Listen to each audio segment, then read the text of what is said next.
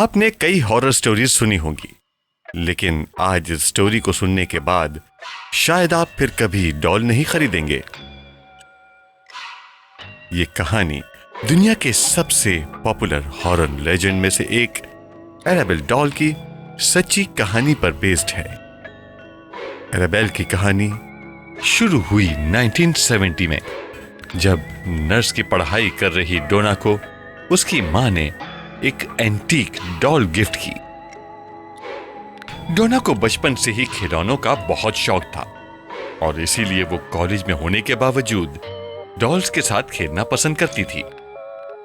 Nursing की पढ़ाई के दौरान डोना अपनी रूममेट एनसी के साथ एक अपार्टमेंट में रहती थी। डोना अपनी मां के गिफ्ट से बहुत खुश थी।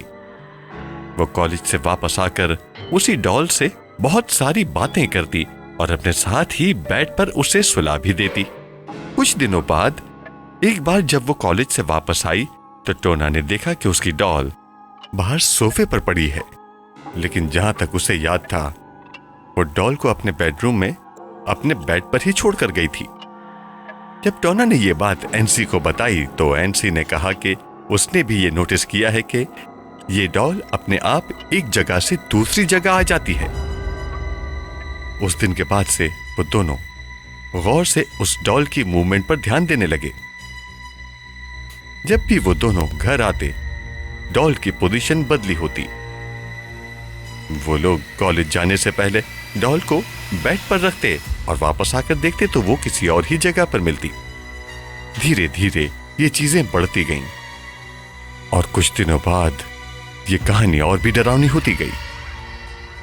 एक रात डोना डॉल को अपने रूम की कुर्सी पर रखकर अपने बेड पर सोने गई। देर रात उसे कुछ आवाजें सुनाई दी जिससे उसकी नींद टूट गई।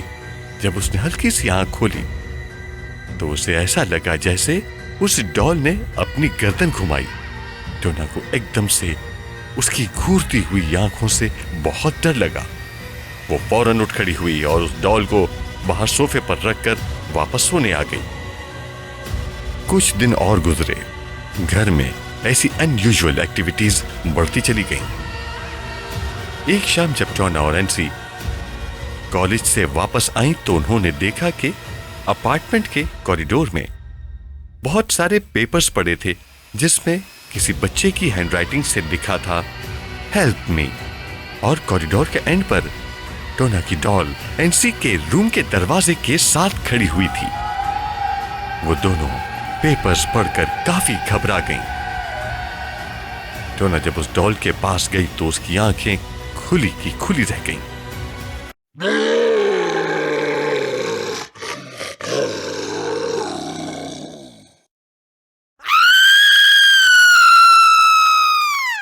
उस डॉल के चेहरे पर खून लगा हुआ था और उसके बाल खून से लथपथ थे। इस वाकये के फौरन बाद ही उन्होंने चर्च के एक प्रीस्ट को बुला लिया, जिसने बताया कि उस डॉल के अंदर एक बुरी आत्मा है। जब उस प्रीस्ट ने उस आत्मा से बात की तो उस आत्मा ने बताया कि वो एक 7 साल की बच्ची है जिसका नाम है एनाबेल, और उसकी मौत डोना और एनसी के अपार्टमेंट के नीचे एक रोड एक्सीडेंट में हुई थी। एनाबेल ने यह भी बताया कि वो डोना और एनसी के साथ सेफ फील करती है और वो उनके पास ही रहना चाहती है। डोना और एनसी को एनाबेल की कहानी सुनकर बहुत दुख हुआ और इसीलिए उन्होंने उसे अपने साथ रखने का फैसला किया।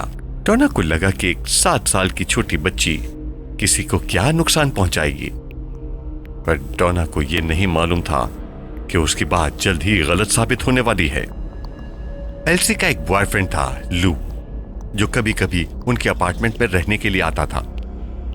जब एल्सी ने उसे एनाबेल के बारे में बताया तो लू बहुत घबरा गया। उसने कहा कि उसे वो डॉल शुरू से ही बहुत अजीब लगती है और डोना और एल्सी को उस डॉल को अपने साथ नहीं रखना चाहिए, पर वो दोनों नहीं मानी। एक रात सोते हुए जब लू की आंख खुली तो लू ने फील किया कि वो अपने शरीर को हिला नहीं पा रहा था।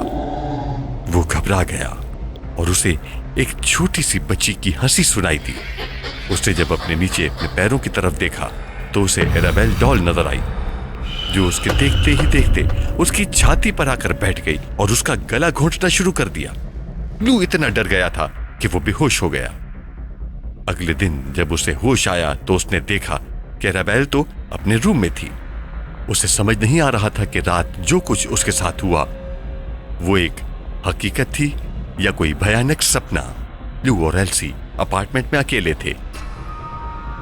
अचानक डोना के कमरे से उन्हें किसी चीज के जोर से गिरने की आवाज सुनाई दी। उन्हें लगा कि उस अपार्टमेंट में शायद कोई चोर घुस आया है। लू जल्दी से डोना के कमरे में गया, मगर वो रूम तो बिल्कुल खाली था। वहां बस एराबेल डॉल थी, वो फर्श पर पड़ी थी। लू को एक छोटी सी लड़की की हंसी की आवाज सुनाई दी। वो वही हंसी थी जो कल रात शायद उसने अपने सपने में सुनी थी। उसे लगा कि उसके पीछे कोई है, लेकिन जब उसने मुड़कर देखा तो वहां कोई नहीं था। अचानक लू के सीने में तेज दर्द शुरू हुआ और जब उसने अपनी छाती को छुआ तो वहां से खून बह रहा था। इतने में एल्सी वहां आ गई और उसने देखा कि लू के सीने पर किसी के आड़े टेढ़े नोचने के निशान थे।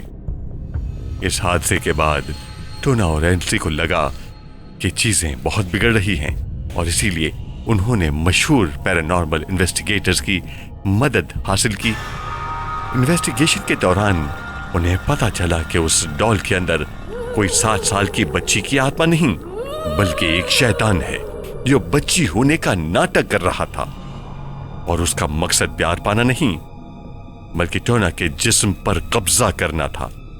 इन्वेस्टिगेशन करने वाले ने उस घर का एक्सॉर्सिज्म किया और डोना और एल्सी से वो डॉल लेकर वहां से चला गया। उस दिन के बाद से डोना, एल्सी और लू के साथ कभी ऐसा कोई हादसा नहीं हुआ।